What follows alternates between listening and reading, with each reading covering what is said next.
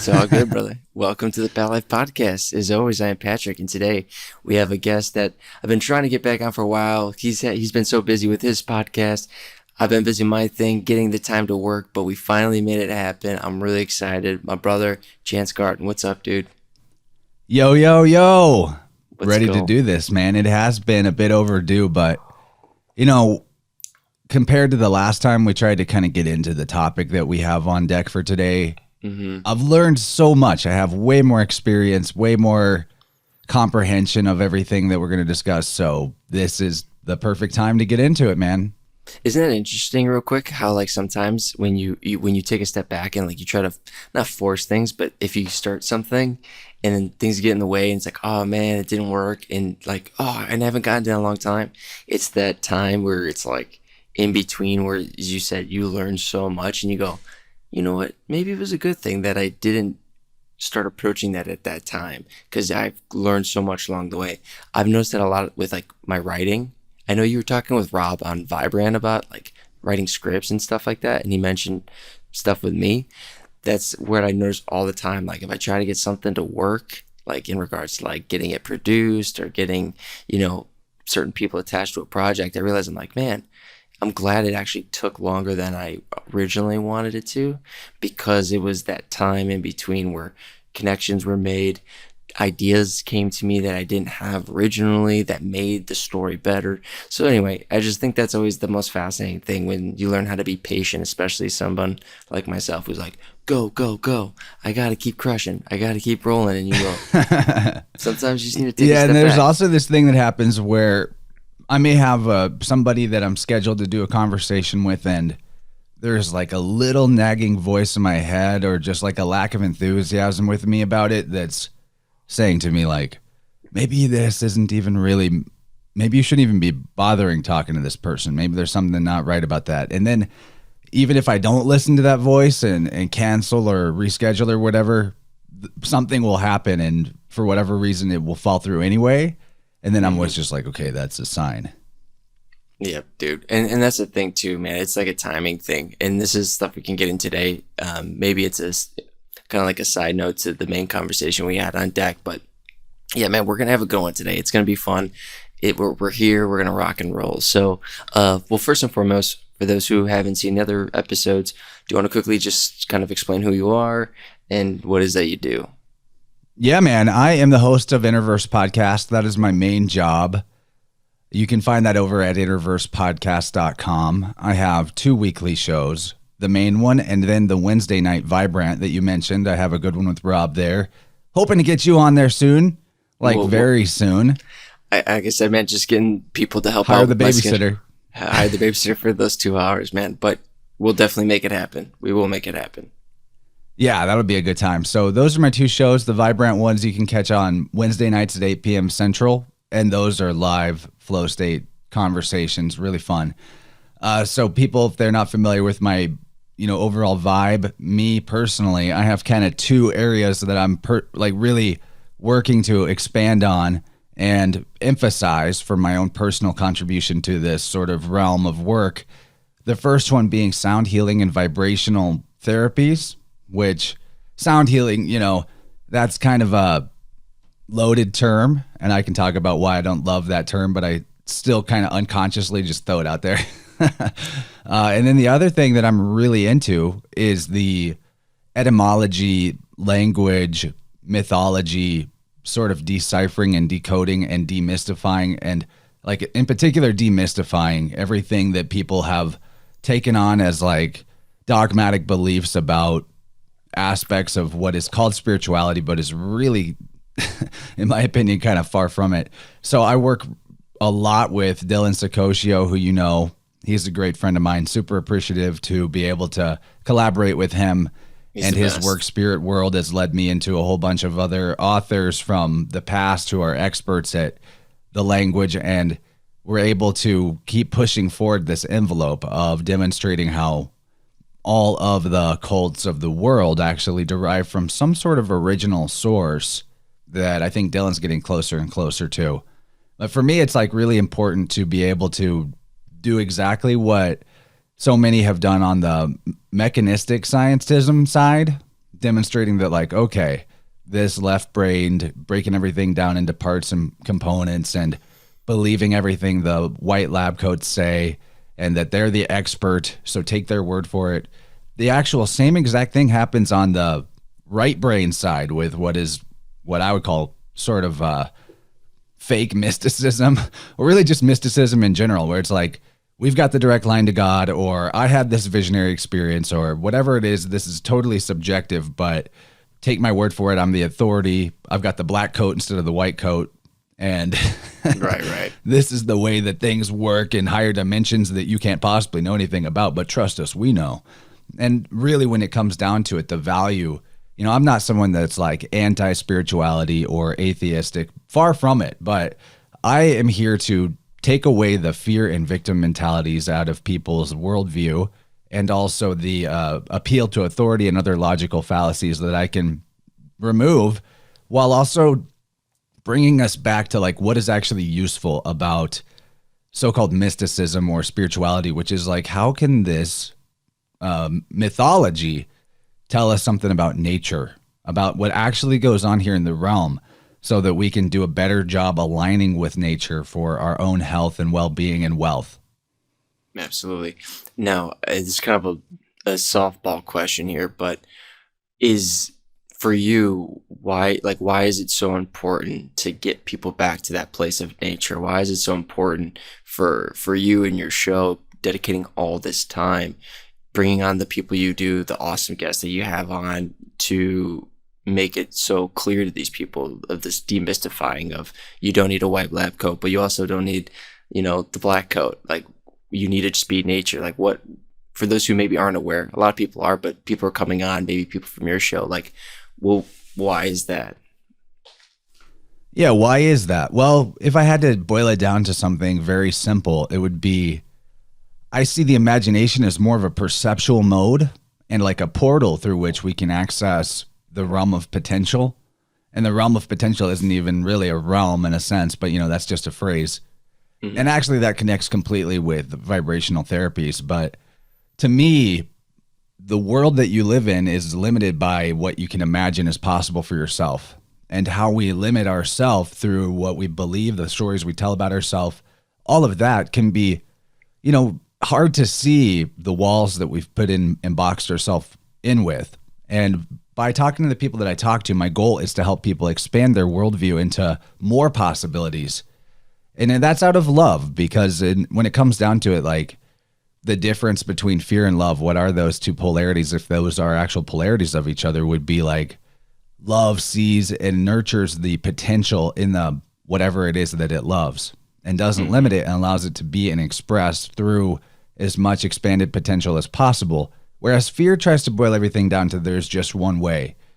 And there's a bit of a paradox there, because there's one truth is objective and singular, but that singular truth is also the all. So that's where the duality collapses. And whenever we get in alignment with truth, even though that's sort of singular and objective to a degree, and we all do have different perspectives or angles on how we see it, sure. Mm-hmm. But that doesn't change the fact that like nature does things the way that nature does things. And it's self-similar across the whole fractal. But whenever we see that big, larger totality, pleromic truth, it's like, that is the real expansion that we can tap into, because that's what nature does. That's what truth is how nature operates. And alchemy is a really good example of that, that if we can align our behavior with the principles through which nature grows and nurtures and exalts that which it has created, then we also get to grow and exalt.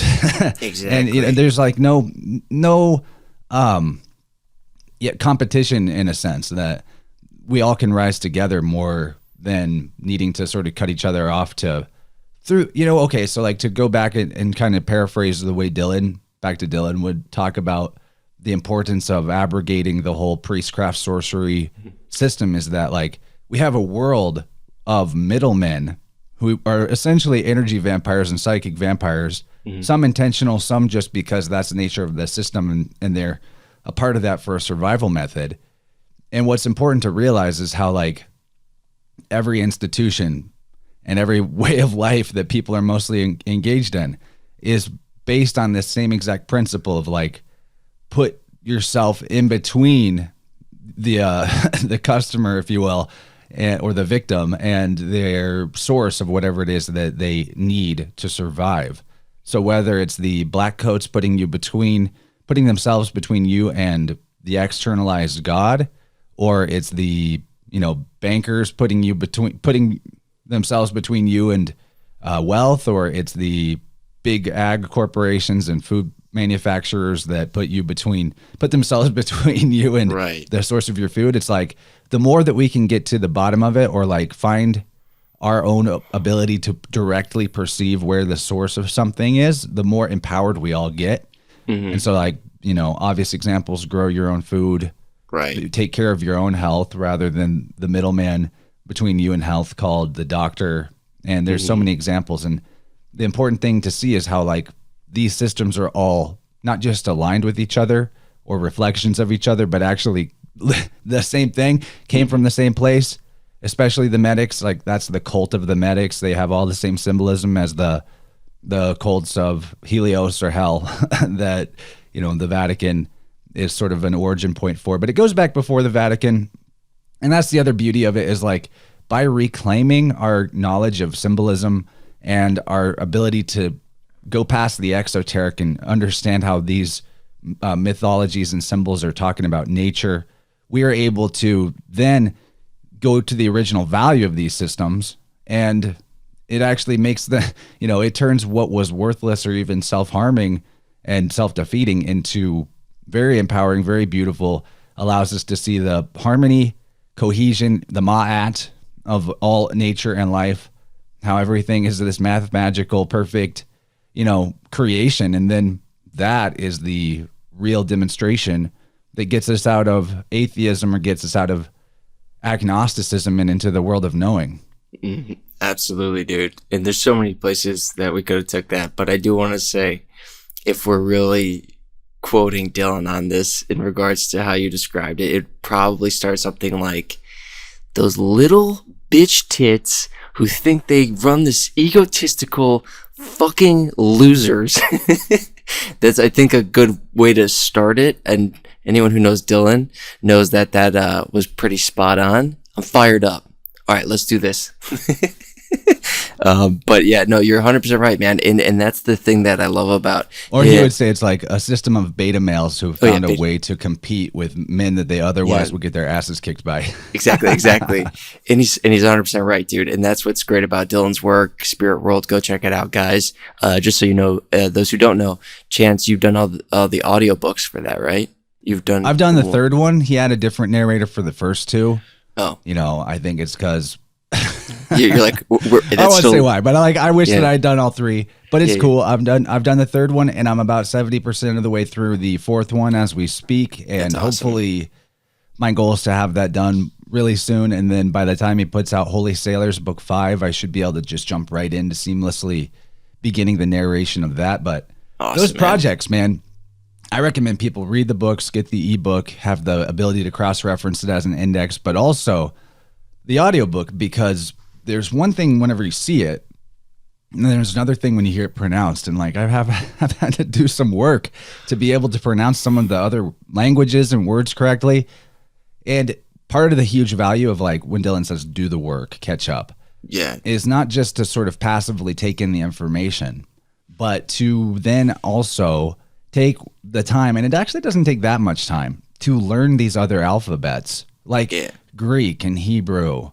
Because if you do that, you're actually going to start to see the connections yourself. And that's what happens to me now constantly. I'm just like, I was looking at Thrace, which is the the northern barbarians that the ancient Greeks talked about, and looking into them and realizing Thrace, well, that's basically thrice. So there's your Troia, Trinity.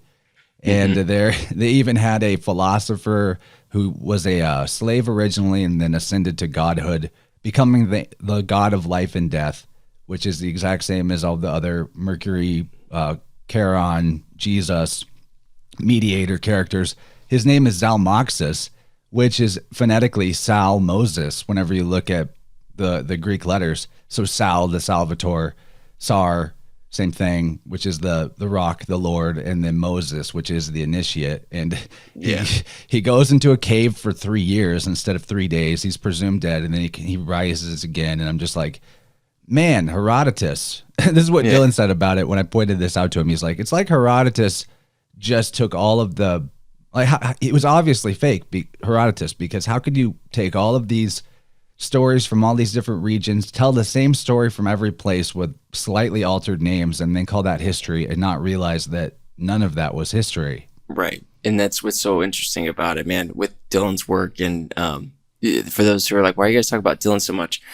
Because at least for me, Dylan's the man. That's why. dude, Dylan opened my eyes to so many things. And as you said, I haven't done the audiobooks, if I'm being honest, which nothing against you. I just haven't gotten to them yet. How dare you? How dare you? Must be nice. But what is interesting is as I've been doing them and reading them, and then also just on my own, doing like individual words where I'm like, oh, I want to know how that sounds, or go and look up how it sounds. That alone, like you said, has already made a world of a difference. You start to see differences. And quite frankly, dude, talking about how easy it is, my son's 3. He's half Japanese, so, or quarter Japanese. So like when we're learning even Japanese, we start to like catch on to like different alphabets and counting to 10 just like for fun.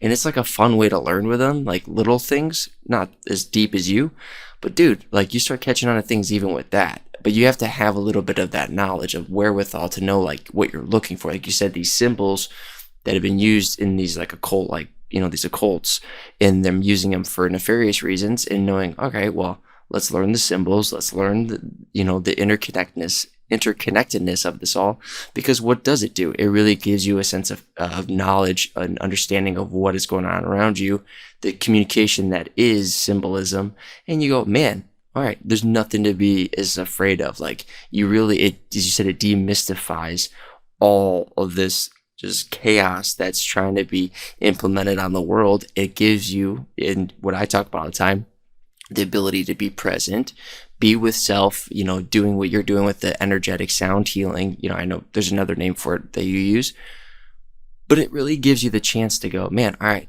this thing I have here, this breath is nature. It is a part of this perfect design, and this ever-changing design.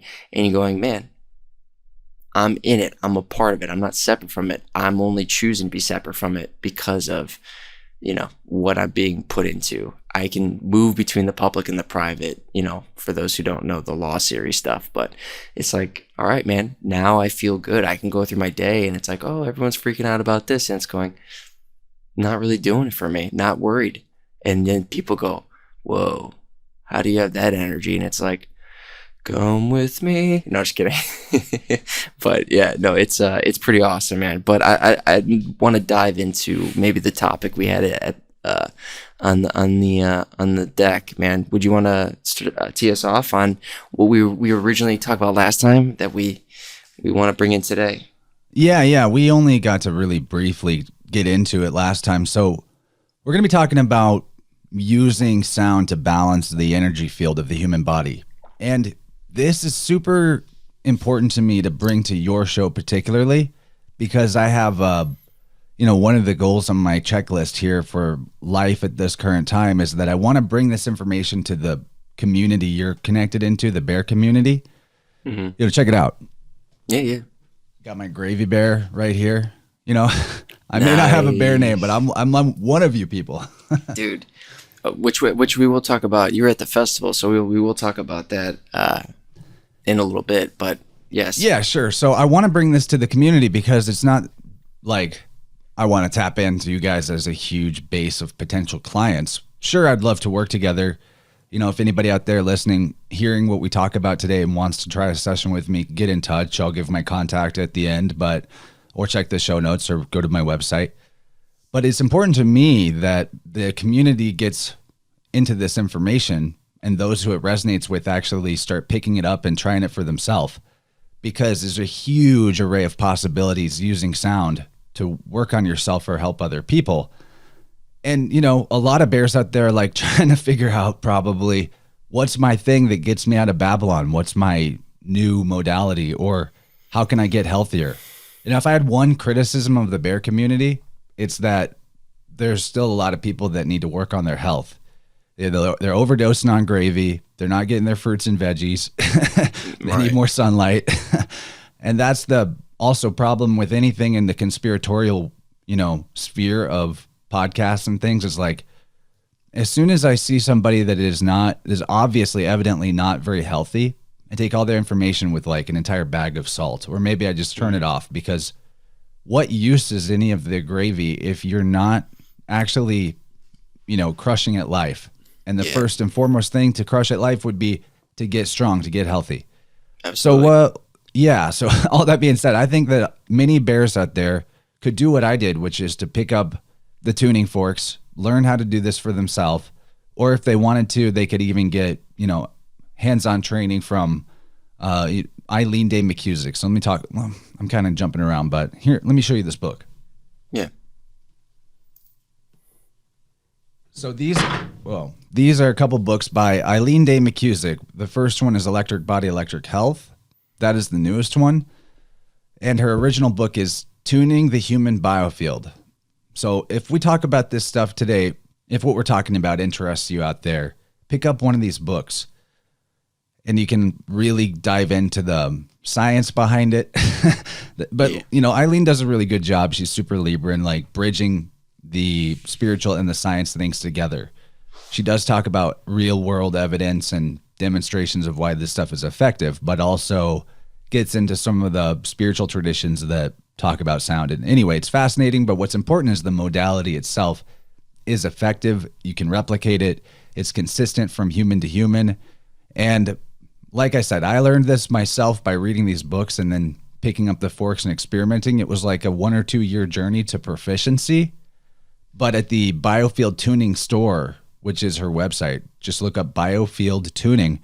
You could also, if you're interested, get into some of the virtual coursework to learn this stuff through her and get certified, which would be great too. Yeah, I have a So I always want sonic. to I give have her her a shout out sonic because slider. what's I that? have her sonic slider. I play around with it for sure. Yeah, and here's what that looks like. Hmm.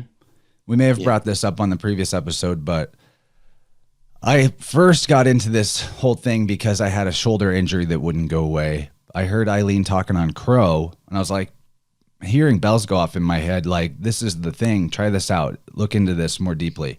So I got her book, and I got this weighted tuning fork, which is not very expensive. I think it's like $85 right now. And you can use it forever. It's a lot cheaper than filling a prescription over and over again that Yeah. gives you side effects, which are really just effects that are not good for you as well. Right.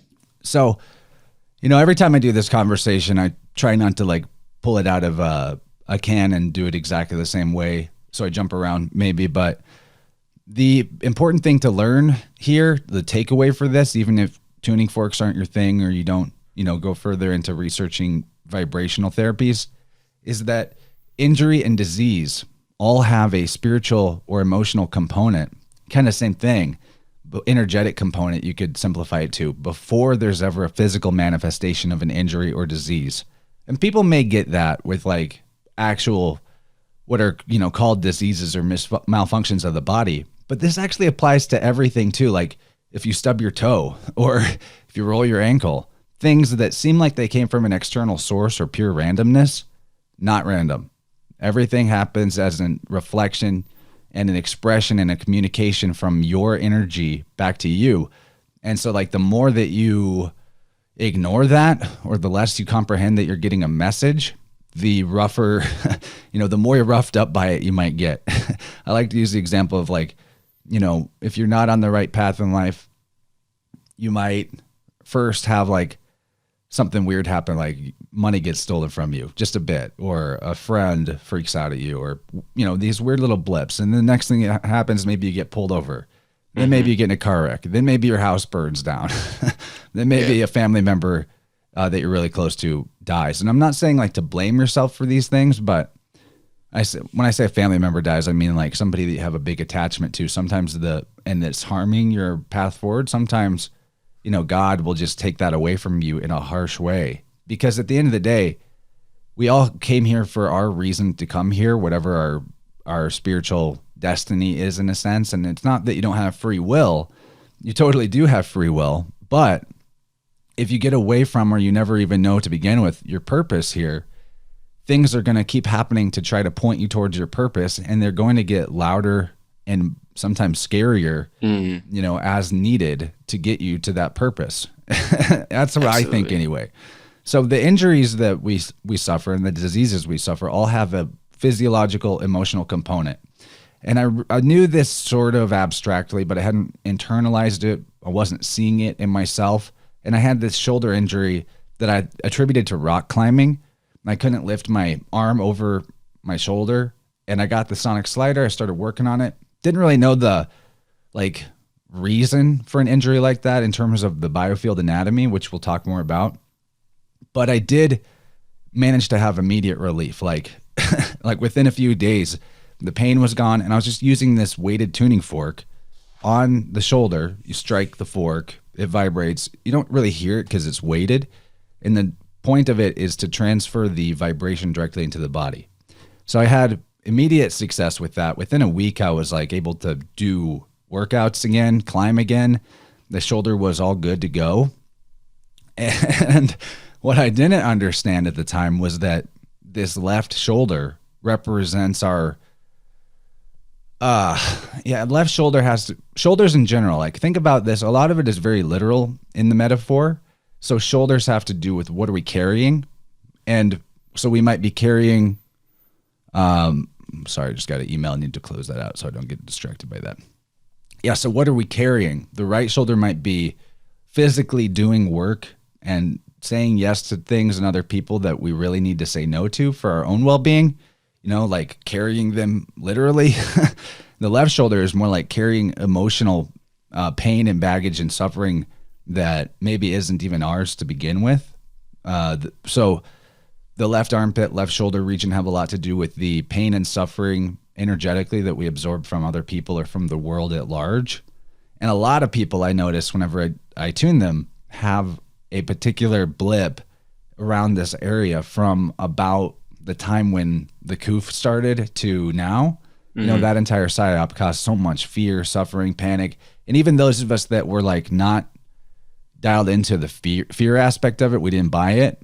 Still, we saw friends and family spiraling and sometimes dying and having a really hard time. And, so the biofield in terms of structure, we all have this thing that has been called an aura, and it extends on average about 6 feet off the body in all directions. And there's information stored in this biofield, and where it is at in terms of how far away from your body is basically giving you an indication of when or where in your life you picked up a particular energy that you're still carrying and holding on to.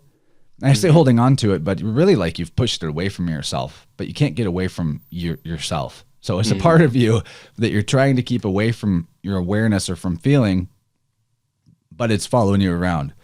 It's akin to demonic possession or attachment.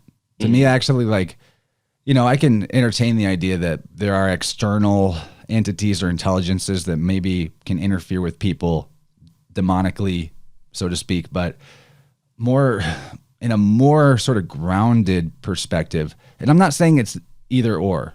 Could be, both things could go on. But I think most people's experience of attachment or possession type energy or entities, like bad voices in their head and everything, is their own energy that they've separated from themselves, compartmentalized somewhere in their biofield. And where it is at in the biofield is going to basically determine what kind of feeling it is, what kind of voice it is. And because our own energy is our self, it's our consciousness, it's our awareness, it's our memory, all of that. Life force energy is all of these things. Whenever we separate and compartmentalize part of it from ourself, it's basically a daimon or a daemon, divided mind or divided man. And now you have this fragment of self that is become separated and individuated, but you're carrying it around with you. And it is in a bad polarity. It's in an unbalanced polarity. So functionally, it is exactly the same as the idea of a demonic possession or attachment, which I know you've been interested in lately, and you're going to talk to Jerry Marzensky. And I'm not saying that this is the only way of understanding this stuff, but it's a way of understanding these things that also sort of, de-occults it or demystifies it, takes a lot of the scary out of it, and just puts it back into the realm of like all is self. That there's the only thing that exists that's permanent in nature is the I am. And it's the I am energy is the life force energy, is the prana, is consciousness, is awareness. And it's the same I am energy for all of us. But as soon as the I am becomes defined, like whenever we say I am my name, or how in English we say I am sad, as opposed to the Spanish would say like I have sadness. I think the Spanish would say it that way. Yeah. Other languages will say it that way. And there's a huge difference between identifying with or not identifying with. And again, like back to understanding the definitions of words more clearly, when we define ourselves also, that it can be limiting. So we got to be aware of what we attach to the I am. And this energy that gets stuck in the biofield is like I am energy that we've defined in a negative way, and maybe even unconsciously speaking. So let me finish out this point. I know I'm kind of going all over the place, and I'll let you respond and ask some questions. It, but just keep going, dude. You're on a roll, dude. Even though it seems it's all over, I know this feeling. You're rocking. Keep going. Yeah. So this left shoulder energy for me had to do with like I didn't realize it, but once I cleared that energy out of my biofield, the reflection in the fractal for me in the external world was that within a few months, the marriage I was in started to collapse.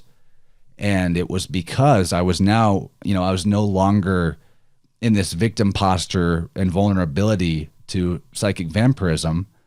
And I say that not to like blame the partner, but recognizing that psychic vampirism is a dynamic that also requires a vulnerable empath or a victim mentality on the other side of the polarity.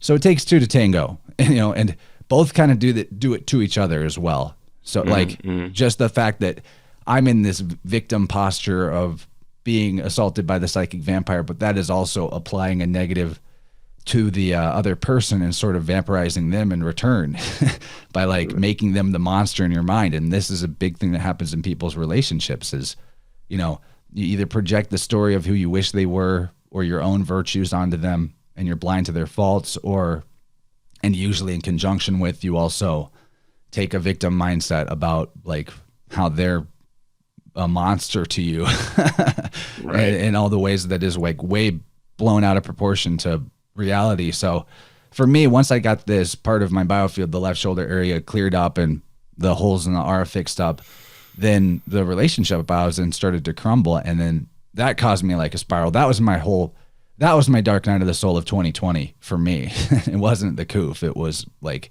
interestingly, it coincided with all that going on in the world too. So, it was great though. I learned eventually that I actually saved myself from a path that wasn't my own like my real intention and destiny, because, like that relationship, it was not going to be fruitful. You know what I mean? Like there wasn't going to be kids. There wasn't going to be all these things that, nature would call for. So that wasn't the way. And, no hate for the ex, but it was amazing how addressing the issue from the energetic level caused the attachment on the external to, on its own, fall off, and the Band-Aid was pulled off and everything got better in so many ways in my life from there. Like once I had all that personal energy return to my field, it was like within a very short order, I was also no longer in my old job. I was no longer like mentally addicted to cannabis.